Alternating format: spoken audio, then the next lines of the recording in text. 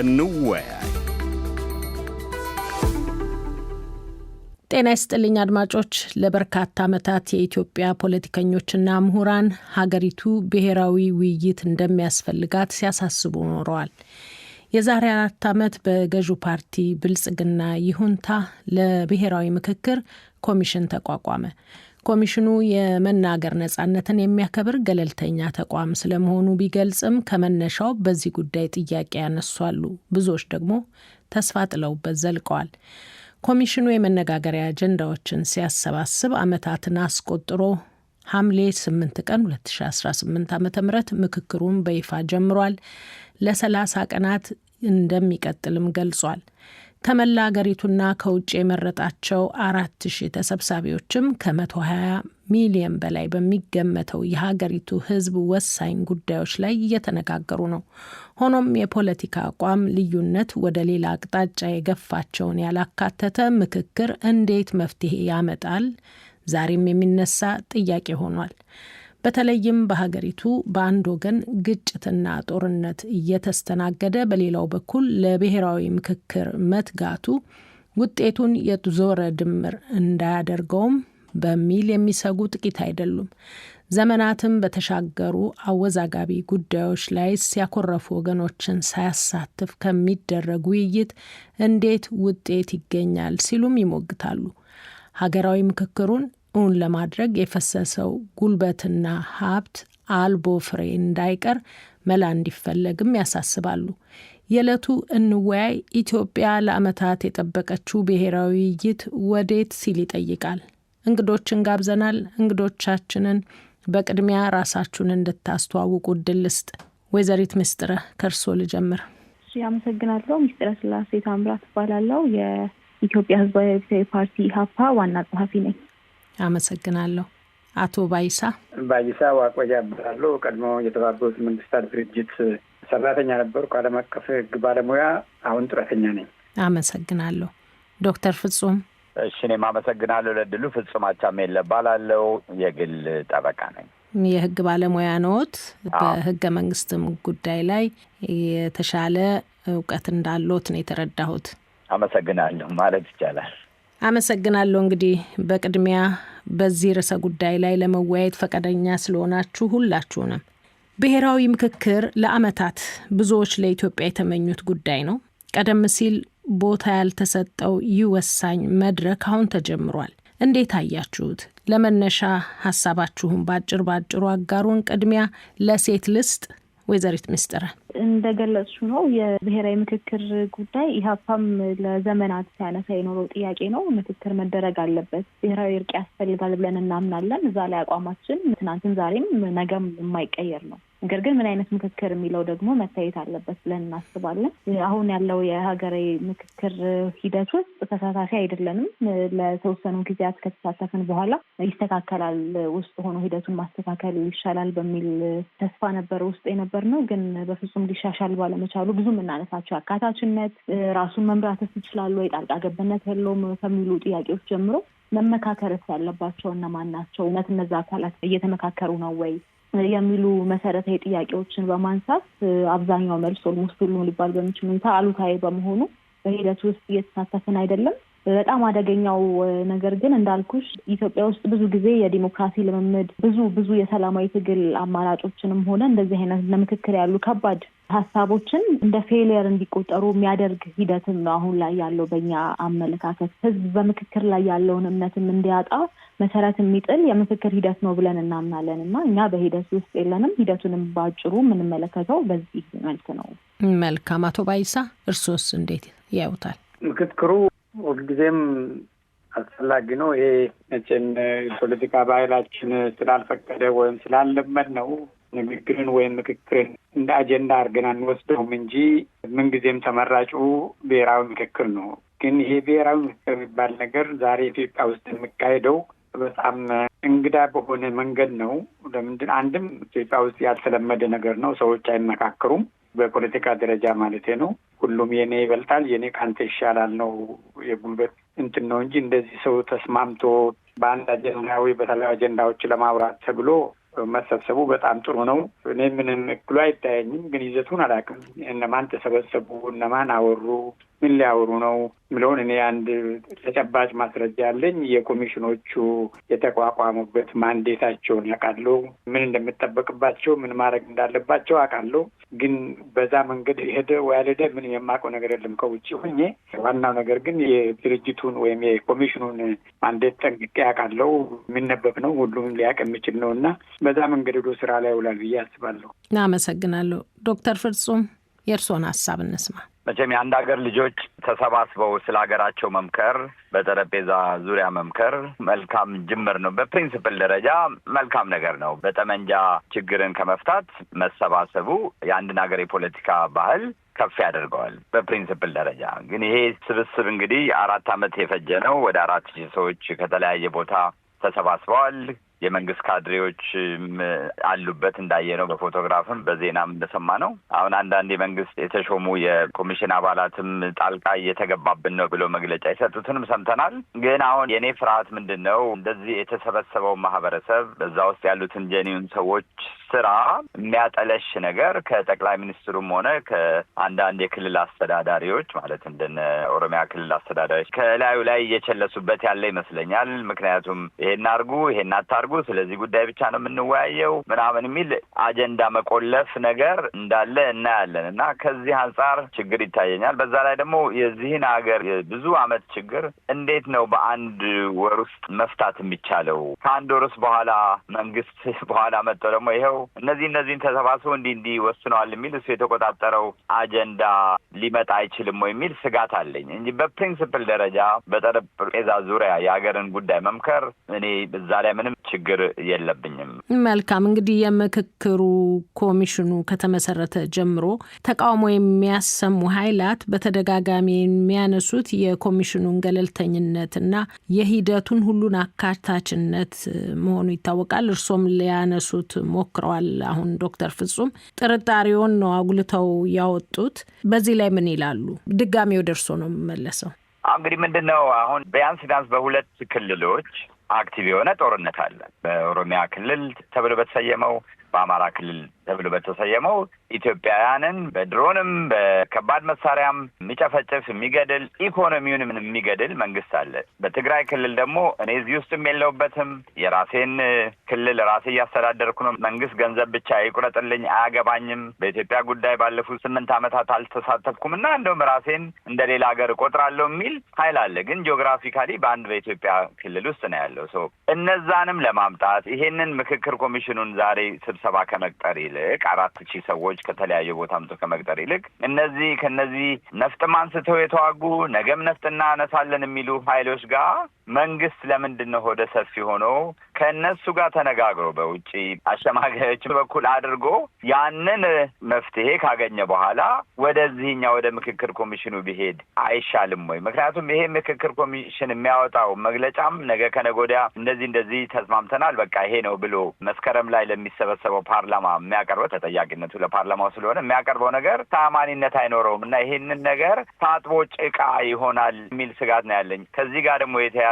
ምንድን ነው ጠቅላይ ሚኒስትሩ ሰሞኑንም ባለፉት 4 ዓመታት የኮሚሽን ከተቋቋመ በኋላ ደግሞ ያመጡት እንደዚህ አይነት ነገር ኮሚሽኑ አያገባውም፣ እንደዚህ አይነት ነገር ኮሚሽኑ አያገባውም፣ እንደዚህ አይነት ነገር ኮሚሽኑ አያገባውም ብለው አጀንዳ ሰጥተዋል። ሰሞኑን ደግሞ ከሚወጡ መግለጫዎች አንዳንድ እዛ ውስጥ ካሉ ሰዎች የምናገኘው ኢንፎርሜሽን የብልጽግና ፓርቲ እነዚህ የሰበሰቡትን 4,000 ሰዎች መሀል ገብቶ አጀንዳ እየሰጠ እጅ እየጠመዘዘ አይነት ነገር እንደሆነ እንሰማለን። እኔ መንግስት እንደጨነቀው ይገባኛል። መንግስት ብዙ ችግሮችን በራሱ መፍታት እንዳልቻለ ይገባኛል። እነሱም ገብቷቸዋል፣ እኛም ገብቶናል። በአጠቃላይ መንግስት ኮሚሽን የሚያቋቁመው እኮ ችግሩን ለብቻው መፍታት ስላልቻለ ነው። ይሄን መንግስትም አውቆታል። ግን እኔ ችግሩን ለመፍታት ያቋቋምኩት ኮሚሽን ከኔ ቁጥጥር ውጪ መውጣት የለበትም ብሎ ያስባል። አፈታቱ ግን ቅደም ተከተል አልተከተለም። መጀመሪያ እነዚህ ተዋጊ ኃይሎች ጋር ጀነራሎች የሚመሩት ጦር ከመላክ የምክክር ጄኔራሎችን ልኮ ከነዚህ ስብስቦች ጋር እምቢኝ ካሉ ኃይሎች ጋር በሸምጋዮች በኩል መደራደር ነበረበት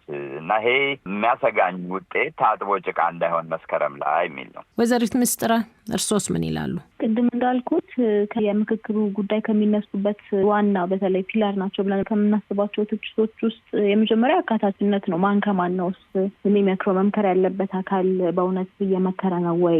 ለዛ ስም ይሆን በቂ ዋስትና አለ ወይ? የምክክሩ ባለቤት መሆን ያለበትስ ገዢው ፓርቲ ነው ወይ? የሚሉ ጥያቄዎች እናነሳለን። እኛም አንድም ከምክክሩ ራሳችንን ያገለልነው በዛ ምክንያት ነው። አሁንም እንደተባለው ታጣቂ ኃይሎች በተለያየ ምክንያት ትክክለኛ ምክንያት ኖሯቸው ትጥቅ ያነሱ ኃይሎች በዚህ ምክክር ላይ ያሉም የፋኖ ኃይል በዩ፣ በትግራይ ያለ ህወሓት በዩ፣ የኦሮሞ ነጻነት ሰራዊት፣ ከዛ ደግሞ መቀመጫቸውን አዲስ አበባ ያደረጉ በሰላማዊ ትግል ያሉ ጄኒውን የሆኑ ተቃዋሚ የፖለቲካ ፓርቲዎች ኢህአፓን ብትጠሪ እነ ኦፌኮ በዚህ የምክክር ሂደት ላይ ያሉምና በትክክል ጥያቄ ያላቸው ሀሳብ ያላቸውና አንድና አንድ አይነት ያልሆኑ በተለይ ከገዢው ፓርቲና ብዙሪያው ካሉ እስላኔዎቹ ጋር አንድና አንድ አይነት ያልሆኑ መመካከር ይገባቸው የነበሩ አካላት ወደዚህ ምክክር አልመጡም። ያልመጡበት ደግሞ ምክንያት አለ። ምክንያቱ እንዳልኩት ዞሮ ወደ አካታችነት ይመለሳል። የኮሚሽነሮቹን ገለልተኝነት ከዚህ ቀደም ታስታውሺ ከሆነ የምክክር ኮሚሽኑ ሲቋቋም እነዚህን ጥያቄዎች ማንሳት ይቻላል፣ እነዚህ ጥያቄዎችን ማንሳት አይቻልም እየተባለ በጠቅላይ ሚኒስትሩ ጭምር ነበረ ርዕሶች ሲመረጡ የነበረውና ገለልተኛ ነው ብሎ ለመቀበር በጣም ይከብዳል እንደዚህ አይነት ርዕሶች የሚመረጡበትን ጉባኤ። ከዛም ደግሞ ተሳታፊዎቹን ስንመለከት እኔ የተወሰኑ ጊዜዎች በምክክሩ ዙሪያ ዘገባዎችን ሰርቻለሁ እና በደንብ ማለት አውቀዋለሁ ሂደቱን የነበረውንም ወደ ፓርቲ ፖለቲክስ ከመግባቴም በፊትና እያንዳንዱ ችግሮቹን ተናግረናል፣ እንዲፈቱ እንፈልጋለን። ሀገር በጦርነት አክቲቭ በሆነ ጦርነት ላይ ነው ያለች። በዚህ በኩል እየተመካከርኩ ነው እያልሽ በዚህ በኩል ንጹሐንን እየገደልሽ የሚሆን ነገር አይደለም። በዚህ በኩል ምክክር አዳራሽ ውስጥ ነን እየተባለ በዚህ በኩል ተቃዋሚ የፖለቲካ ፓርቲዎች ስለተቃወሙ ሰሩልን የሚል ቅስቀሳ አይሰራም እና የምክክር ሂደቱ ከመጀመሪያውን ፌል ያደረገ ነው። እንዲስተካከል ብዙ ርቀቶችን ሞክረናል እኛም ከማነጋገር ጀምሮ። ምክንያቱም የምክክር ሂደት በአጠቃላይ ፌል እንዲያደርግ አይደለም የምንፈልገው። ምክክር ያስፈልጋል ብለን ለረጅም ጊዜ ስንጠይቅ የነበረው የራሳችንም ጥያቄ ስለሆነ ምክክሩ ደግሞ እንደዚህ ፌሊየር አሳይቶ በኋላ በህዝብ ዘንድ ስለ ምክክር ደግሞ ያለው ተአማኒነት እንደ አብዛኛው የሰላማዊ ትግል አማራጮች፣ የዲሞክራሲ መርሆችና ሌሎች ጉዳዮች እውቅና እንዲነፈግ አንፈልግም። አጠቃላይ የምክክር ሁኔታ ይሄንን የምክክር ሂደት አይደለም እያልኩ ያለሁት እና ያ ፌሊየር እንዳያጋጥም እንችለውን አድርገናል። እኛ ግን እንዳልኩሽ መመካከር ያለባቸው አካላት ከተቃዋሚ የፖለቲካ ፓርቲዎች ጀምረሽ የህብረተሰብ ክፍሎች፣ በትጥቅ ትግል ላይ የሚገኙ ወገኖች የሉበትም በዚህ የምክክር ሂደት እና እርስ በርስ የሚደረግ በፓርቲውን በብልጽግና ፓርቲና በምስለኔዎቹ መካከል እንዲሁም በአንድ ፓርቲ አባላት መካከል የሚደረግ ንግግር ወይም የተራዘመ አዳራሽ ስብሰባ ልንለው እንችል ይሆናል እንጂ በፍጹም ኢትዮጵያ እየመከረች ነው የሚያስብል ደረጃ ላይ ያለ የምክክር ሂደት አይደለም አሁን በጠቀስኳቸው ምክንያቶች። መልካም። አቶ ባይሳ የተለየ ሀሳብ አለዎት? አዎ የተለየ ሀሳብ አለኝ። ይሄ የብሔራዊ ምክክር እነሱ ሀገራዊ ምክክር ነው የሚሉት ይመስለኛል። ትንሽ የአንደርስታንድ ችግሩ አለ። አንድም በኢትዮጵያ ታሪክ ውስጥ ተደርጎ የማይታወቅ ነገር ነው። ሁለተኛ ይህንን ብሔራዊ ምክክር ስራውን የጀመረው መንግስት አልነበር። ለ2 ዓመታት ያህል መንግስት ተቀብሎት ወደ ፓርላማ ከመውሰዱ በፊት 8 የሚሆኑ ድርጅቶች ከዛ ውስጥ አንድ ብቻ መንግስታዊ አካል የነበረ የሰላም ሚኒስቴር እና የኢትዮጵያ ፖለቲካ ፓርቲዎች ጽህፈት ቤት ካውንስሉ ተወካዮቹን ልኮ እንዳሁን ብዙ ስብሰባ ይካሄድ የነበረው በኢትዮጵያ ፖለቲካ ፓርቲዎች ጽህፈት ቤት ውስጥ ኮቪድ እስከመጣ ድረስ ለ2 ዓመት ማይንድ በተባለ ፕላትፎርም ስር ሲካሄድ ቆይቶ ማይንድ ኦል ኢንክሉሲቭ ናሽናል ዳያሎግ 2 ዓመት የተሰራበት ከውጭም ኤክስፐርቶች መጥተው ከሳውዝ አፍሪካ በተለይ አስታውሳኔም ተካፋይ ስለነበርኩ ነው የምነግራችሁ። ለ2 ዓመት ተሰርቶ ዶክመንቱ መጨረሻ ላይ ኢምፕሊሜንት ሊያደርግ ግዴታ ያለበት መንግስት ስለሆነ ለምንድን ነው እዛ ዶክመንቶች ውስጥ የተካተቱት እንቅስቃሴዎች በሙሉ የመንግስት ድጋፍ ይጠይቃሉ።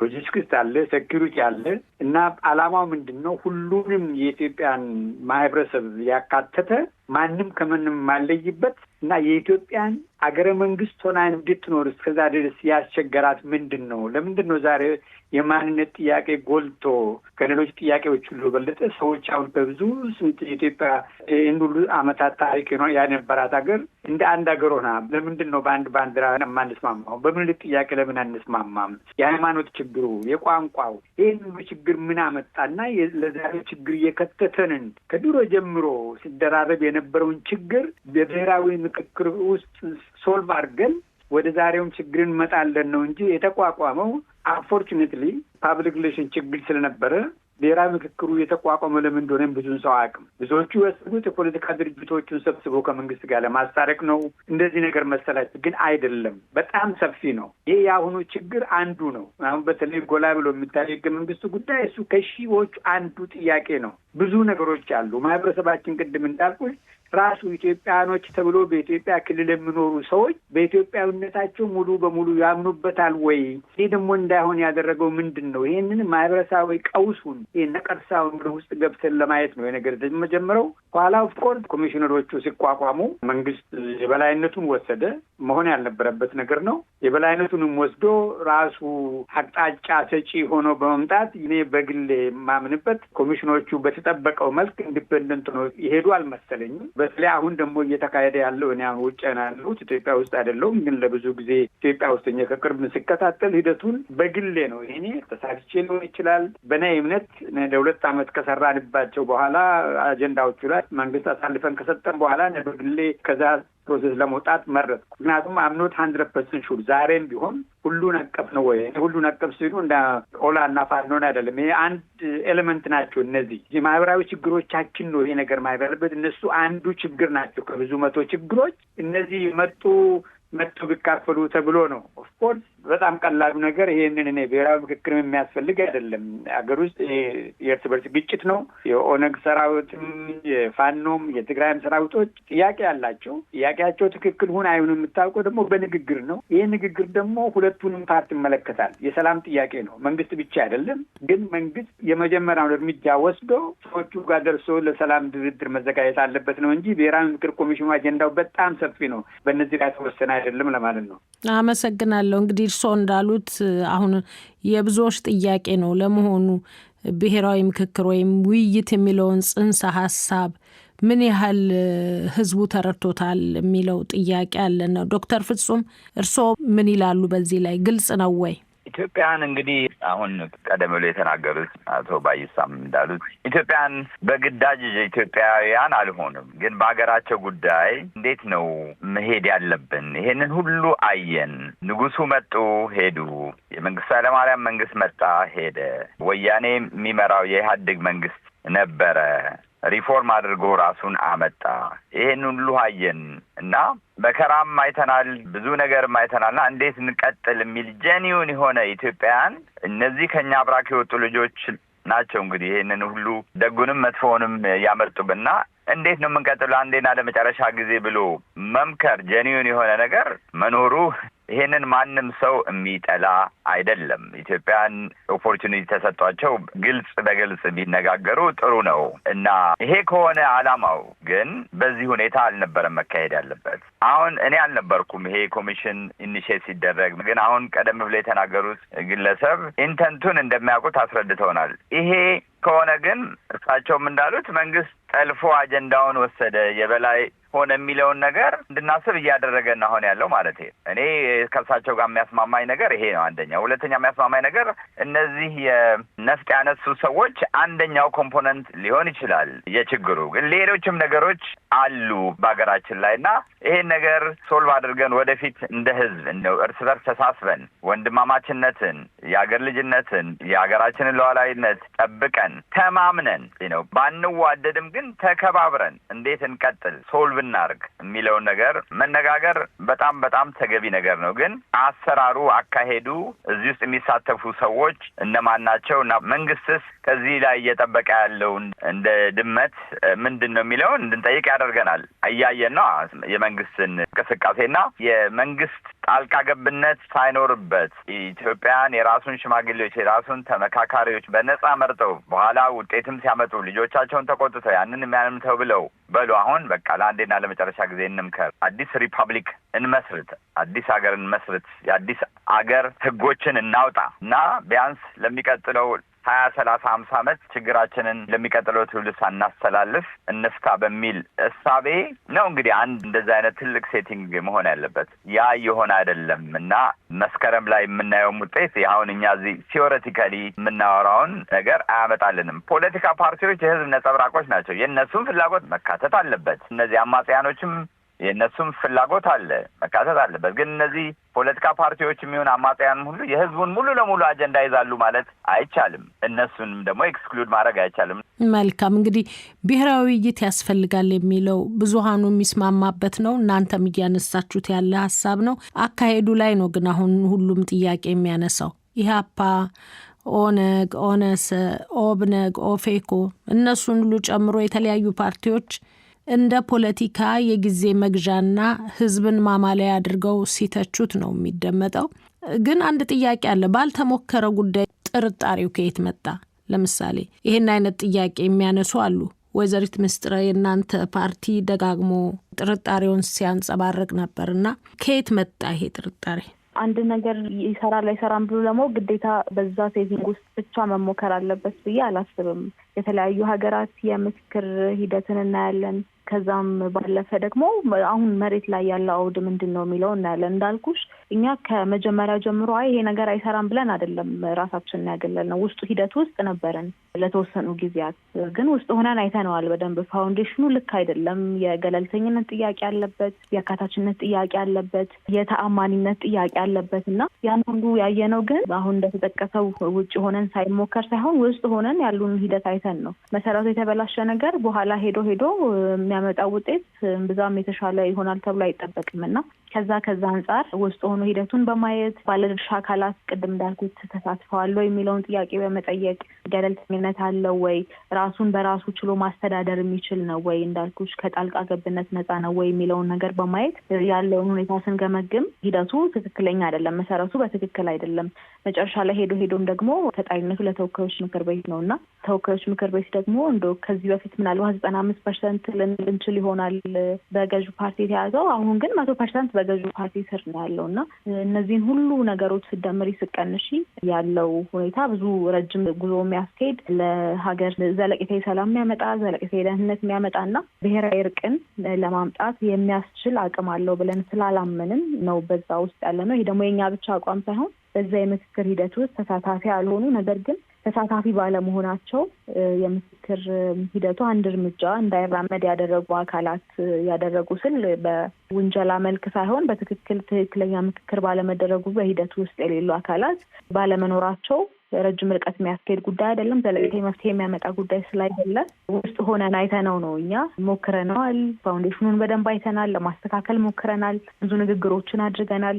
ገለልተኛ ሆኖ በትክክል ለታለመለት ዓላማ እንዲውልና እኛ ስንጠይቅ የነበረው ትክክለኛ የብሔራዊ ምክክርና የብሔራዊ እርቅ አውድ ጋር እንዲጣጣ ብዙ ነገሮችን አድርገናል። ግን መሰረቱ የተበላሸ ነገር ብዙ ርቀት የሚያስኬድ ስላልሆነ ነው እኛም ራሳችን ያገለል ነው። መልካም እንግዲህ የምክክር ኮሚሽኑ ከህዝብ ሰበሰብኳቸው ያላቸውን በሺዎች የሚቆጠሩ ሀሳቦች ጨምቆ 8 ዋና ዋና የመነጋገሪያ ምሰሶች ያላቸውን ይፋ አድርጓል። ከነዚህ ውስጥ የሀገር ግንባታ ጉዳይ አለ፣ የሀገር መንግስት መዋቅርና አይነት አለ፣ የፌዴራል ከተሞችን አስተዳደር እንዲሁም የሃይማኖት ጉዳዮችን የሚመለከት የተዘረዘሩ ወደ 8 ነጥቦች አሉ። በተለይ የመጀመሪያዎቹ 2 ነጥቦች ህገ መንግስቱን የሚነኩ ናቸውና ከዚህ ቀደም የነበረው ውዝግብ አንዱ ህገ መንግስቱ ላይ በጋራ አልመከርንም የሚል ነው። የተለያዩ ያኮረፉ ኃይሎች አልፈው ተርፈው በትጥቅ የሚፋለሙ በአሁኑ ጊዜ አሉ። እነሱ ባልተካፈሉበት የተለየ ነገር ይጠበቃል ወይ? አቶ ባይሳ እስቲ ሀሳቡን ባጭሩ ያጋሩን። ኦኬ፣ 2 ነገር ነው። አንድ በእኔ እምነት ኮሚሽኑ በታለመለት መሰረት ምን አይነት ተደራሽነትን የነበረው አላውቅም እንጂ አጀንዳዎችን አሰባስበዋል። ይሄ ትልቁ ማንዴቱ ነው። ግን ህዝብ አሁን በተሳሳተ መንገድ ይመስለኛል። የህዝቡ ኤክስፔክቴሽን ምንድን ነው? አሁን ተሰብስበው 1500 ናቸው ስንት ሰዎች መጥቶ ውሳኔ የሚያስተላልፉ አይነት በድምፅ ብቻ ምናምን መስሎን፣ ያ ከሆነ እጅግ በጣም የስህተት መንገድ ነው። ኮሚሽኑ አጀንዳውን አሰባስቦ ለውሳኔ ያቀርባል እንጂ እሱ ሊወስን አይችልም። ማንዴቱም የለውም፣ አቅሙም የለውም። የኮሚሽኑ 11 ኮሚሽነሮች ስለ ብሔራዊ ምክክር ኮሚሽን ጠቢባን ስለሆነ ለተመረጡት አጀንዳውን ለማሰባሰብ ብሎ ሁሉን አካታቸው ነው። ከ11ዱም ክልል ሁሉም እንግዲህ ክልሎቹን ለማዳረስ ተብሎ የተመረጡ ናቸው። ከዚህ በኋላ ነው ስራው ምንድን ነው? የእነዚህን አጀንዳዎች በዚህ ዙሪያ መፍትሄ ሀሳብ ለማቅረብ የሚችሉ ጠቢባንን መመልመል ነው። ይሄ እንኳን ከኢትዮጵያ ውጭ ሊያደርስ ይችላል። ገና ነው ስራው። ህዝቡ ግን ምንድነው ወሰደው ልክ እንደ ፓርላማ የተሰበሰቡ ሰዎች በተነሱ 8 አጀንዳዎች ላይ ውሳኔ የሚሰጡ ነው። እንደዛ ከሆነ ይሄ ትልቅ ስህተት ነው። ኮሚሽኑም ይሄን ለማድረግ አስቦ ከሆነ መንግስትም ደግሞ በዚህ አሳቦ ከኮሚሽኑ ውሳኔ ጠብቆ ከሆነ በእኔ ግምት ትክክል አይደለም፣ ህጋዊም አይደለም። ስለዚህ በዛ ሁለቱ ስለ ሀገር ብሔር ምስረታና ስለ ህገ መንግስቱ ራሱ ውይይቱ ብዙ እንግዲህ ላለፉት 35 ዓመታት ህገ መንግስቱ አይመለከተንም ሲመጣም አልነበርንበትም የሚሉ አሉ። ህገ መንግስቱ በአንድ ብሔር ላይ ያነጣጠረ ነው፣ ስለዚህ ታውን የተሞላበት አይደለም፣ ይሻሻል። ይህን የምናውቀው ጉዳይ ነው። ልክ ነው። ህገ መንግስቱ ጉድለቶች ያሉበት መሻሻል አለበት። በዛው ልክ ደግሞ ህገ መንግስቱ አይሻሻል የሚሉ አካላትም እንዳሉ ደግሞ ማወቅ አለብን። ሆኖም አሁን ፍርሃቴ እነዚህ የተሰበሰቡ ሰዎች ኮሚሽኑ ያሰባሰባቸው የኢትዮጵያ ውስጥ 86ቱ ብሔረሰብ ተወካዮች ናቸው የተወለዱት ሰዎች ህገ መንግስቱን ለመንካት መብቱም እውቀቱም ጥበቡም የላቸውም። ይሄ የነሱ ስራ አይደለም፣ መሆንም የለበትም። እኔ በጣም አዝናለሁ። ይሄ እንደዚህ ተወስዶ አሁን የሰበሰቡ ሰዎች ህገ መንግስቱ ላይ ይሄኛው አንቀጽ ይሻሻል ያኛው ይሻሻል ብሎ እርምጃ ከወሰዱ አንድም ይህ ህገ መንግስታዊ ነው፣ ህገ መንግስቱን የሚጻረር ነው ሂደቱ። ሁለትም ደግሞ ህገ መንግስት ጥበብ ስራ ነው። ዝም ብሎ ሰዎች እጅ በማንሳት ብቻ 51% መረጠ ብሎ የሚያልፍ ነገር አይደለም። አዋቂዎች፣ ህግ አዋቂዎች፣ ፖለቲካ ባለሙያዎች፣ በጣም የኢኮኖሚ ባለሙያዎች ብዙ ነገር ያካትታል። ህገ መንግስቱ የራሱ መንገዶች አሉት እንዴት እንደሚሻሻል አንቀጽ 104 105 ግልጽ አስቀምጦታል። እና ከዛ ውጭ ህገ መንግስቱ ለማሻሻል ወይ ሀሳብ ለማቅረብ አንዲት ነጥብ 4 ነጥብ እንኳ ከዛ ለማዞር እና ጠላ ሰረዝ ወይ ድርብ ሰረዝ ለማድረግ ህገ መንግስቱ አይፈቅድም። ከዛ ውጭ እንግዲህ ይሰራል ከተባለ በጣም አሳዝናኝ ላለው እስከዚህ ድረስ ነው የማውቀው። መልካም ዶክተር ፍጹም እንግዲህ ይሄ ህገ መንግስት 31 ዓመት ሆኖታል። ይሄ ህገ መንግስት እንዴት እንደተጻፈ በህይወት ያለን ሰዎች እናውቀዋለን። አጀንዳቸውን በዛ የህገ መንግስት ኮንቬንሽን የዛሬ 32 ዓመት እነማን ተሰብስበው ምን እየተባለ እንደተጻፈ እናውቀዋለን። ነፍጠኛ እየተባለ ማስ ሲወርድበት እንዲህ ነው እየተባለ ልክ ኢትዮጵያ ሌላ ሀገር እንደሆነች ማለቴ በቃ ኢትዮጵያን የገነባት ሀገር ከ1994 በፊት የነበረችው ኢትዮጵያ በቃ ሙሉ ለሙሉ ሲኦል እንደነበረች መሪዎቿ ይሄንን እንትን ያሉት ሰዎች ምን አይነት ሰዎች እንደሆኑ እየተወገዘ ማንን አግልሎ በእነማን እሳቤ እንደተጻፈ እናውቀዋለን። ባለፉት 35 ዓመታትም ደግሞ ምን አይነት መዓት እንዳወረደ ይሄ ህገ መንግስት ለተለያዩ ሰዎች መብት ሰጠው ማለት ነው። ማለት ለክልል በልዩ ለወረዳ በዩ ይሄን ህገ መንግስት ተመርክዞ አይደለ እንዴ ከቡራዩ ሲባረር፣ ከወለጋ ሲባረር፣ ከአሩሲ ሲገደል በአይናችን ያየነው። ስለዚህ ይሄን ህገ መንግስት እንደሌላ አንየው ማለቴ ነው። እና ይሄ ህገ መንግስት አግልሎን የተጻፈው ምናምን ብቻ ሳይሆን ገሎን የተጻፈው እየገደለንም ነው የሚሉ ሰዎች ሲሪየስ የሆነ ኬዝ አላቸው። ይሄን እንደ መግቢያ ካልኩ በኋላ ይሄ ህገ መንግስት ይሻሻል ተብሎ ሺዎች ሲጮሁ ይሄ ህገ መንግስት ካልተሻሻለ ልናልቅ ነው ልንበተን ነው የሚሉ ስብስቦች ተነስተው ብዙ ጊዜ ሞክረዋል። ዶክተር አብይም ሲመጣ አሻሽለዋል ይሄን ህገ መንግስት ብለዋል። ይሄ ህገ መንግስት እንዴት እንደሚሻሻል ያው ብዙ የህግ አዋቂዎችን ባያውቁትም አሁን አቶ ባይሳም እንዳነሱ ሌሎቻችንም ይሄን ህገ መንግስት የምንከታተል ሰዎች እንዴት ይሄ ህገ መንግስት እንደሚሻሻል ጽፎታል። እንዳይሻሻል ተደርጎ የተጻፈም ህገ መንግስት ነው። እውነቱን ነጋገር ከተባለ 104 እና 105 ካየ ነው ማለት። ምክንያቱም ይሄ ህገ መንግስት ለአንድ ሰው ለአንድ ስብስብ እንዲበጅ ተደርጎ ነው የተጻፈው። ግን ይሁን እንጂ አሁን ጊዜው መጥቷል። ይሄን ህገ መንግስት ለማሻሻል ወይም ቀዶ ለመጣል ጊዜው መጥቷል። ይሄ ደግሞ የተሰባሰበው ስብስብ ይሄን ህገ መንግስት አንቀጽ አይደለም የሚለውጠው። አቶ ባይሳው ቆየበታ እንዳሉት አንቀጽ አይደለም የሚለውጠው። ይሄ ስብስብ ከተሰጠው አጀንዳ አንጻር የህገ መንግስት ማሻሻያ ሀሳቦችን ማቅረብ ይችላል፣ ያቀርባል።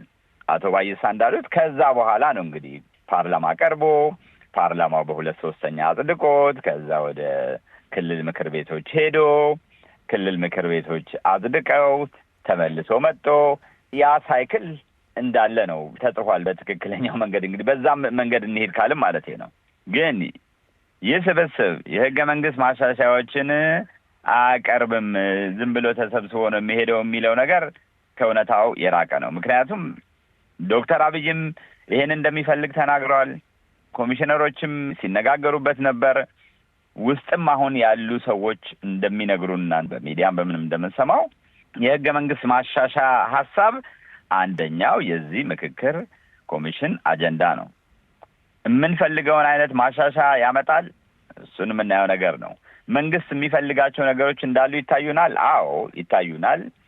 ህገ መንግስቱን ለመንካት መብት የላቸውም። ህገ መንግስቱን አንቀጽ አይደለም የሚቀይሩ፣ ግን የማሻሻያ ሀሳብ ይዘው ይወጣሉ። ያ የማሻሻያ ሀሳብ ለህዝቡ የሚበጅ ነው የማይበጅ ነው የሚለውን በኋላ የምናየው ነገር ነው። ግን ይሄ ኮሚሽን ሀሳብን ማመጣ አላመጣ ይሄ ህገ መንግስት ብዙ ችግር ከማምጣት ባለፈ ያሉትን ችግሮች ሊፈታ አልቻለም። ያን ያልቻለበት ምክንያት ደግሞ ከራሱ ከህገ መንግስቱ አጻጻፉ ከጅምሩም፣ ሁለተኛ ያንን ህገ መንግስት ከሚተገብሩም ሰዎች ምክንያት ነው። ህገ መንግስት ለማጠቃለል ያህል ማህበራዊ ውል ነው፣ ወይም ደግሞ ሩሶ እንደሚለው ሶሻል ካንትራክት ነው። የመንግስትን መብት ስልጣን ይሰጣል፣ የመንግስትን መብት ይገድባል፣ የህዝብን መብት ይሰጣል፣ የህዝብን ደግሞ ግዴታዎችንም ያስቀምጣል። በህዝቦች መካከል ህዝቦችን የሚያስተሳስር ገመድ ክር ነገር ነው። ያንን ደግሞ ህዝብ መክሮ ይሄ ይገባኛል፣ ይሄን ጣሉልኝ፣ ይሄን አልፈልግም፣ ይሄን ጨምሩልኝ የማለት መብት አለው። 31 ዓመት ሙሉ ህዝቡ መብት አላገኘም። አሁን ጊዜው ነው ይሄን ህገ መንግስት የመለወጥ። ይሄ ኮሚሽን ይሄንን የማሻሻያ ሀሳብ አያቀርብም ብሎ ማሰብ እኔ የዋህነት ይመስለኛልና ከሚያቀርባቸው ነገሮች አንዱ ይሄ ነው ብዬ ነው የማስበው። አቀረበም ግን አላቀረበም ይሄ ህገ መንግስት መሻሻል አለበት ብዬ ነው የማስበው።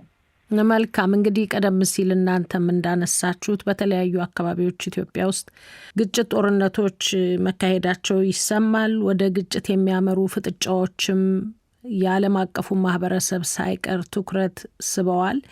ከዚህ በመነሳትም የምክክሩ ውጤት የሚያሳስባቸው ጥቂት አይደሉም። ኢህአፓ አንዱ ነው። ወይዘሪት ምስጥረ፣ ኢትዮጵያ ውስጥ ግጭት አይደለም አክቲቭ ዋር ነው ያለው በአብዛኛው የኢትዮጵያ አካባቢ፣ በአማራ ክልል፣ በኦሮሚያ፣ አሁን ደግሞ እንዳለፈው ሁሉ በትግራይ ላይ ያለው ሁኔታም በጣም እያሰጋ እንደሆነ እኛም ገልጸናል በተደጋጋሚና ቅድም እንዳልኩት እነዚህን ጥያቄ ኖሯቸው መሳሪያ ያነሱ አካላት ጉዳይ ችላ ብሎ የሚደረግ ምክክር የትም ሊደርስ የሚችል አይደለም። ጦርነትም አስቆሙ ሰላም ያመጣል የሚል ነገር የለም። ምክንያቱም አክቲቭ ዋር ነው። በዚህ በኩል ንጹሐን ይገደላሉ። ትናንት እንኳን ገዳም ተደብድቧል በአማራ ክልል። እኛም ባገኘነው መረጃ መሰረት እንግዲህ ምክክር ላይ ናቸው እነዚህ ሰዎችና ምክክሩ ስለምንድን ነው ሁሉ ብለናል እኛ። ምክክሩ ንጹሐንን ስለመግደል ነው ወይ የሚል ራሱ ጥያቄ እንዲፈጠርብን ነው የሚያደርገው። በአንድ በኩል እየተመካከረን ነው ብለው ቅድም እንዳልኩት በአንድ በኩል ንጹሐን እየተገደሉ፣ በሌላ በኩል የፖለቲካ ተቃዋሚዎች ይታሰሩ እየተባሉ እየተቀሰቀሰ በተመካካሪዎቹ በዚህ አይነት ምክክር የትም የሚደርስ አይደለም እና ውጤት ሊኖረው ይችል ይሆናል። ግን በፍጹም እርግጠኛው የምናገረው አዎንታዊ ውጤት አይኖረውም፣ ወይም ትክክለኛ የምክክር ሂደት ሊያስገኛቸው ይገባል የሚባሉ ማስገኘት ያለበትን አይነት አዎንታዊ ውጤት በፍጹም አይኖረውም። አንዱን ጥሎ አንዱን አንጠልጥሎ የሆነ ነገር ስለሆነ ምክክሩም ደግሞ እየተካሄደ ያለው አንድና አንድ አይነት በሆኑ አካላት መካከል ማለትም በገዢው ፓርቲና በዙሪያው ባሉ ምስለኔዎች መካከል የሚደረግ ምክክር ስለሆነ ልክ ነው አይነት ነገር ነው እንጂ በፍጹም የተለያዩ ድምጾች የሚሰሙበት ምክክር አይደለም ብለን እናምናለን። ቅድም እንዳልኩት ትግራይ በዚህ ምክክር አልተወከለችም። በአማራ ክልል በህዝብ የተወከለ አካል በዚህ ምክክር ውስጥ እየተሳተፈ አይደለም። አዲስ አበባ ያሉ የፖለቲካ ፓርቲዎች፣ ሀገር አቀፍ የፖለቲካ ፓርቲዎች፣ ጄኒውን ተቃዋሚዎች ጥያቄ ያሏቸው እየተሳተፉ አይደለም። የኦሮሞ ነጻነት ሰራዊት የለም። ትክክለኛ የኦሮሚያ ውክልና ያለው አካል ማን ነው የሚለውን እንድንጠይቅ ያደርጋል። ኦብነግ የለበትም እና አብዛኛው ተቃዋሚ ኃይል የሌለበት ምክክር ነው። አካታች አይደለም፣ ገለልተኛ አይደለም። ቅድም የዘረዘርኳቸው ምክንያቶች አሁንም ላለመድገም ነው። ግን ውጤት ሊኖረው እንኳን ብችል በፍጹም አዎንታዊ ውጤት አይኖረውም። ዞሮ በዜሮ ማባዛት ነው ሂደቱን። እንደውም ስለምክክር ያለንን ሁኔታ በማበዛባትና የምክክርን አስፈላጊነት በህዝቡ ውስጥ ጥያቄ እንዲፈጠር በማድረግ ወደ ኔጌቲቭም ሊመልሰን የሚችል ነገር ነው እንጂ በጣም ውጤት የለውም ከተባለ ነው ዜሮ ውስጥ የሚገባው። ወደ ኔጌቲቭ የሚመልስ በጣም አደገኛ የሆነ አካሄድ ነው እየተሄደ ያለው ብለን እናምናለን። መሬት ላይ ያለውን ሀቅ ስናየው በቴሌቪዥን እንደሚባለው ኢትዮጵያ እየመከረች ነው የሚል አንዳችም እምነት የለንም። መሬት ላይ ያለው እውነት የሚያሳየው እሱን አይደለም። መልካም። እንግዲህ በሌሎች ሀገራት የተደረጉ ምክክሮች አሉ። የእነሱን ተሞክሮ አያይዞ ከኛ ጋር ለማገናኘት እንዴት ነው መመዘን የሚቻለው? አቶ ባይሳ የብዙ ሀገራትን ተሞክሮ ስናይ ነበር። እኛም እንደነገርኩሽ በዛ በ2 ዓመት ጊዜ ውስጥ የአብዛኛው ሀገር ብሔራዊ ኮሚሽን አስፈላጊነቱ ታምኖበት የተቋቋሙትና ሲሰሩም የነበሩት ተፋላሚዎች ነበሩ። ብዙውን ጊዜ ከፖለቲካ ስልጣን ጋር የተያያዘ ነው። እኛ ግን ይሄንን ብሔራዊ ምክክር ኢትዮጵያ ውስጥ ስንጀምር ያኔ ፋኖም አልነበረም። በነገራችን ላይ ግጭት የነበረው ከኦላና ያው ቲፒኤልኤፍ ደግሞ ግጭትም አልነበረም። ያኔ ኢትዮጵያ ውስጥ አገር ብሔር ለመመስረት ያለው ችግር ምንድን ነው? ለምንድን ነው የህዝብ ዛሬ ማንነት ጎልቶ የታዩ ብላ ብዙ ሶሻል ችግሮች ነበር የተነሱት፣ ከፖለቲካው ጭምር የፖለቲካ ችግሮችም ነበሩ። ስለዚህ አሁን ታጣቂ ኃይላት ስላልተካፈሉበት ብቻ የሚባለው ብሔራዊ ኮሚሽኑ ሲቋቋም ከታጣቂ ኃይሎች ጋር ብቻ ለማውራት አይደለም። ለማውራትም አጀንዳ ውስጥ ኢስ ዋን ኦፍ ዘ ሚሊየንስ ኦፍ አጀንዳ አይተም ውስጥ ነው ብሔራዊ ምክክር ኮሚሽኑ በኢትዮጵያ ደረጃ ነው። በሌላ ሀገር በቀላሉ ብዙ ሀገሮች ተሳክተዋል። የተሳካውን ደግሞ የፖለቲካ ጥያቄ ስለሆነ የፖለቲካ ጥያቄ ደግሞ የፖለቲካ ስልጣን ብቻ አከፋፍለ የሚሶሉ ማድረግ ትችላለህ። እኛ ግን ከዛ የከፋ ነው። በብዙ ነገር ላይ በታሪክ አንስማማም። ብዙ ነገሮች የማያስማሙን ነገሮች አሉ እና እነዚህ ደግሞ ውለውም አድረው ተደራርበው ለሀገሪቷ ችግር ስለፈጠሩ እነዚህን ነገር ለመፍታት እንዴት እናድርግ ተብሎ ነው የተጀመረው ኦሪጂናሉ። ዛሬ አሁን ብዙ አንፎርቹኔትሊ በህገ መንግስቱ ዙሪያ የሚወራው በነገራችን ላይ ኮሬክት አድርግና ወንድሜ ዶክተር ፍጹም እኔ ያልኩት ይሄ ብሔራዊ ምክክር ህገ መንግስት ማሻሻያ ሀሳብ ማቅረባችን ሳይሆን የሚገደበው ህገ መንግስት ማሻሻያውን ሀሳብ በማቅረቡ ብቻ ላይ ነው። ከዛ በላይ ሊሄድ አይችልም ነው ያልኩት እና እንደዛ ይታወቅልኝ። ምክንያቱም ህገ መንግስት ማሻሻያ ሀሳብ ከህዝብ ሰብስቧል። ግዴታው ነው ማቅረብ። ከስምንቱም አጀንዳ አይተሞች አንዱ ነው። ሀሳብ ሲሰጥም ደግሞ ማጆሪቲ ህዝብ ለምሳሌ ይሄ እንዲሻሻል ፈለገ፣ በዚህ ጥያቄ ላይ ይሄ እንዲሆን ፈለገ ብሎ ማቅረብ ነው። ደህና አንቀጽ 104 ላይ በህገ መንግስቱ 104 በኩል ይሄዳል እንጂ ይሄ ግዴታውም ነው ማቅረብ አለበት። እንድታወቅልኝ ይፈልጋለሁ እና ይሄኛው በዚህ አሁን ባለበት ሁኔታ እውነቱን ለመናገር እኔ ትንሽ ፐሲሚስቶኛለሁ። ምክንያቱም አንደርስታንዲንጉ ራሱ ገና ነው። እኛ ስለ ኢትዮጵያ ደረጃ ብሔራዊ ምክክርን ዝም ብለን በፖለቲካ ግጭቶች በጦርነቱ ብቻ ነው የወሰንነው። የስ ዛሬ ትልቁ የኢትዮጵያ ችግር የጦርነት ነው። ይሄ ስለ ኢኮኖሚ ሳይሆን ነፍሳት ይጠፋሉ። ኢትዮጵያኖች እየተጋደሉ ነው። የእርስ በርስ ጦርነት እየተካሄደ ነው እና ይህንን ለማስፈን ራሱ የቻለ ሜካኒዝም ያስፈልጋል። ይህ ብሔራዊ ምክክር ሳይሆን የፖለቲካ ድርድር ነው። ይሄ ብሔራዊ ኮሚሽን ደረጃም አያስፈልግም እኮ ሌላ ሀገር ላይ ተዋጋ ይላታሉ። መንግስት አስቀድሞ እርምጃ መውሰድ አለበት፣ ግዴታ ነው። ይህን ሁልጊዜ ደጋግማለሁ። መንግስት የመጀመሪያ እርምጃ ወስዶ ለእርቅ ቤቱን ክፍት ማድረግ አለበት። እንዳውም ኢኒሽቲቭ ወስዶ ለሰላም መሟገት አለበት። ምክንያቱም ሰላም ሲኖር ለመንግስትም ጥሩ ነው፣ ለነጋዴው ጥሩ ነው፣ ለሁሉም ጥሩ ስለሆነ ሰላምን የማይፈልግ አካልንም እና መንግስት ይህንን ከብሔራዊ ምክክር ኮሚሽኑ ውጪ ብሔራዊ ምክክር ኮሚሽን ሳያስፈልገው መስራት ነበረበት። መንግስት ጊዜ ነው የምለው ነው የመጀመሪያ እርምጃ መውሰድ ያለበት መንግስት ነው። እነዛ ወጡ ናቸው። ስለዚህ ብሔራዊ ምክክርም ሳይኖር ፖለቲካ ግጭታችንን ሶልቭ ማድረግ እንችላለን ባይነኝ ነኝ። ግን ይሄ አስፈልግም ማለት ሳይሆን ብሔራዊ ምክክር ኮሚሽኑ በጣም ሰፊ አጀንዳዎች አሉት ከዚህ ከፖለቲካ ጥያቄ ውጭ እጅግ በጣም ብዙ እና እንደሱ እንድታወቅልኝ እፈልጋለሁ። አመሰግናለሁ ዶክተር ፍጹም የእርስዎን ሀሳብ እንስማ እስቲ በዚህ ላይ። ኢትዮጵያ እንግዲህ የብዙ ሺህ ዓመት ሀገር ናት። ስትሰፋ ስትጠብ የቆየች ሀገር ናት። በዓለም እውቅና ያላት ሀገር ናት። ችግሮች አሉባት። በተለያየ ጊዜ ችግሮች አሉባት። እነዛን ችግሮች በተለያየ መንገድ የሚመጡት መንግስታት ህዝብ ምንም ሲፈታ ነበረ። የሌሎች ሀገሮች ለምሳሌ የደቡብ አፍሪካን ብናይ ብናይ ከኛ የተለየ ችግር ያለባቸው ሀገሮች ናቸው። እነሱም እንደዚህ እንደ ምክክር አይነት ነገር ፒስ ኤንድ ሪኮንሲሊዬሽን ምናምን አድርገዋል። እኛ ግን ኢስታብሊሽ ሊሆን አገር ነን። ችግር አለብን። አዎ ችግር አለብን። ግን ኦልሬዲ እንደዚህ ሆነን የኖርን አገር መስዋዕትነት ከፍለን አያት ቅድመ አያቶቻችን ያቆምናት አገር ላይ በሰላም እርስ በርስ ተዋደን ሶሊዳሪቲ ፈጥረን የውጭ ኃይልን ብቻ ተባብረን መውጋት ሳይሆን የራሳችንም ችግር ተባብረን ሶልቭ እናርግ የሚል አይነት ኢኒሺዬሽን ከሆነ ይዞ የመጣው ይሄ ብሔራዊ ኮሚሽኑ አሁን አቶ ባይሳ እንዳሉት መልካም ነበር። ግን አሁን የጠለሸ ይመስለኛል ማለት ነው። አሁን የሌሎች ሀገርን ተሞክሮ ሰምቷል፣ ይሰማል፣ ሄዶም እንዳየ እንደጎበኘ ሰምተናል። ግን እኛ ከሌሎች ሀገሮች ለየት ያልነን እና ችግርም ካለብን እኛው ራሳችን የፈጠርነው ችግር ነው። እኛው ራሳችን የምንወጣው ከሌሎችም ተሞክሮ ብንወስድም ግን ራሳችን የምንወጣው ነገር ነው። ቆመናልም እንደዚህ ሆነን ማለት ይህን ያህል 100 ዓመታት እና አሁንም በጣም ቦነፋይድ የሆነ ቅን ልቦና ካለ እነዚህን ችግሮችን መፍታት እንችላለን። ማነቆ የሆነብን እኔ እንደሚመስለኝ በየጊዜው የሚመጡ መንግስታት ናቸው። እኔ ያውቅልሃለሁ የሚሉት መንግስታት ናቸው። ዛሬም ይሄ ኮሚሽን ከነዚህ እስከ ዛሬም ከነበሩት እኔ ያውቅልሃለሁ ከሚሉ መንግስታት ጫና የተላቀቀ አይመስለኝም እንጂ እስቲ ኢትዮጵያን ይሄን ያህል ዓመት ስንዋጋ ኖር እንደዚህ ኖር እስቲ ችግራችንን ሶልቭ እናድርገው ብሎ ከዚህ አሁን አቶ ባይሳ ካነሱት ከፖለቲካ ውጪ ያሉ ችግሮቻችንንም ፖለቲካውንም አንድ ላይ መፍታት ብንችል ጥሩ ነው። እንደዚህ አይነት ኦፖርቹኒቲ ቢኖረን ግን እኔ ስጋት አለኝ። አሁንም መስከረም ላይ የምንፈልገውን አናገኝም የሚል ትልቅ ስጋት አለን። እንደው እርስዎ አሁን በዚሁ ላይ መፍትሄ ሀሳብ እንዲሰጡ ነው ስጋት አለኝ ብለው ደጋግመው ነው የተናገሩት እና ምንድን ነው መፍትሄው? ምንድን ነው መደረግ ያለበት አዎንታዊ ነገር እንዲኖር አሁንም መታረም የሚችል ነገር ካለ? እንግዲህ አንደኛው መጀመር ያለበት ያው ይሄንን ህዝብን የሚያስተሳስረውን ህገ መንግስት መከለስ አለበት። ይሄንን እኔ ነኝ የተመረጡት ከዚህ በኋላ 5 ዓመት 10 ዓመት እገዛለሁ የሚል ምርጫው እንዴት እንደተካሄደ እናውቃለንና ድፍረት ካለ ይሄንን ስልጣን ላይ ያለውን መንግስት ገለል አድርጎ ሌላ ሁሉንም አካታች መንግስት የሚቋቋምበትን ፕሮፖዛልን ቢያቀርብ ህገ መንግስት ማሻሻያ ቢያቀርብ እና ኢትዮጵያውያንን ከዚህ ከብሔርና ከጎጥ ልዩነት ወጥተው እንደ ኢትዮጵያን ወንድማማችነትን አዳብረው ቋንቋ ይናገሩ፣ ያን ቋንቋ ይናገሩ፣ ከዚህ ብሔር ይሁን ከዚህ ያንን ነገር ትተው በየቤታቸው ትተው እንደ ኢትዮጵያን በወንድማማችነት ተሳስረው ችን ትልቅ ሀገር ወደፊት ደግሞ ትልቅ ሆና እንድትቀጥል የሚያደርግ ሜሞራንደም ነገር ቢያዘጋጅ እነዚህ ሶስቱን ነገሮች የያዘ ለእኔ እንደኔ ፖዚቲቭ ነገር ነው ብዬ ነው የማስበው። በጣም አመሰግናለሁ።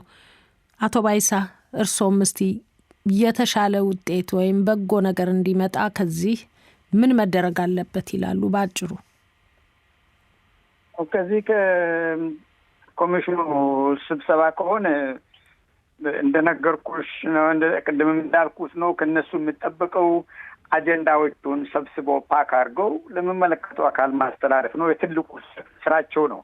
ለወደፊት ግን በሰበሰቡት አጀንዳ ልክ ጠቢባንን አሰልፈው ችግራችንን ማህበረሰባዊ ችግራችንን ወንድምም እንዳለው እዛ ላይ አጉልቶ ለማሳየት የሚመለከታቸውን ጠቢባንን አማክሮ መፍትሄ ማግኘት ነው። ስለ ህገ መንግስቱ ግን አሁንም የምለው ብዙ ጊዜ የምንስተው ሰዎች ህገ መንግስቱ እኔ በግሌ አልነበርኩም አላውቀውም፣ ግን ህገ መንግስት ኢትዮጵያ ውስጥ አሁን ሳየው ህገ መንግስቱን የሚጠሉ ያሉት አይነት የሚደግፉትም አሉ።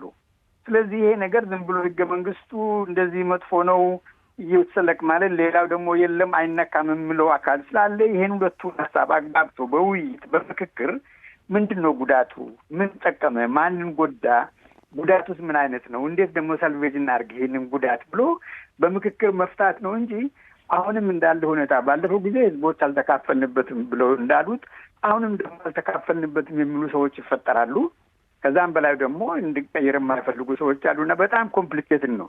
ግን መሰረቱ የሁሉም ይሄ ምክክር ትንሽ ሰፋ አድርጎ ሰዎች ጠቢባንን ህዝብን ማሳተፉ ጥሩ ነው። ግን ባለሙያዎች እዚህ ጠቢባን የምላቸው እኔ ባለሙያዎችን ነው። ባለሙያዎች ተሰብስበው በዚህ ጉዳይ ላይ ቢያወሩ ቅንነት ካለበት የማይፈታ ነገር የለም።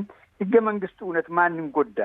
ለምንስ ታሰበ? ጉዳቱ ምን ለማግኘት ነው? በድንገት ሳይታወቅ ነው ጉዳቱ ወይስ ሆን ተብሎ ኢንቴንሽናሊ ነው ጉዳቱ? ከሆነስ ከዚህ እንወጣለን ብለን መምከር አለብን። የኢትዮጵያ ህዝብ በተለይ የህግ ባለሙያዎች፣ ፖለቲከኞች በዚህ በመንግስት ጉዳይ ላይ በቅንነት ተሰብስበው መምከር አለባቸው እንጂ ዝም ብሎ እንደሱ ነው ሀሳብ።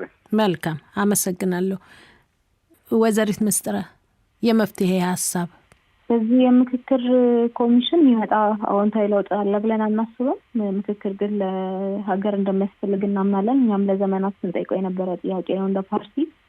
ስለዚህ በትክክል ሁሉን አቀፍ የሆነ ንግግሮችና ድርድሮች እንዲሁም ደግሞ ሀገራዊ ምክክር ያስፈልጋል ብለን እናምናለን እና በአጭሩ መፍትሄያችንን ለማስቀመጥ በትክክል የምክክርን ትክክለኛ ማዕቀፎች እና ፒላሮች ያሟላ አዲስ የምክክር ሂደት በኢትዮጵያ ውስጥ መጀመር አለበት እንጂ ይሄንን ለማስተካከል መሞከር በተበላሸ ነገር ውስጥ ገብቶ መዳከር ስለሚሆን ብዙም የተለየ ለውጥ ያመጣል ብለን አናስብም። እንዳልኩት ከመሰረቱ ጀምሮ የተበላሸ ጉዳይ ስለሆነ ስለዚህ በአጠቃላይ አዲስ የምክክር ሞዴል ለኢትዮጵያ ያስፈልጋል፣ ምክክር መካሄድ አለበት ብለን እናምናለን። ይሄኛው በፍጹም ሙሉ በሙሉ ኔግሌክት መደረግ ያለበት እንደሆነ ነው የምናምነው። በጣም ነው የማመሰግነው ሶስታችሁንም ለጊዜያችሁና ለጠቃሚ አስተያየቶቻችሁ አመሰግናለሁ።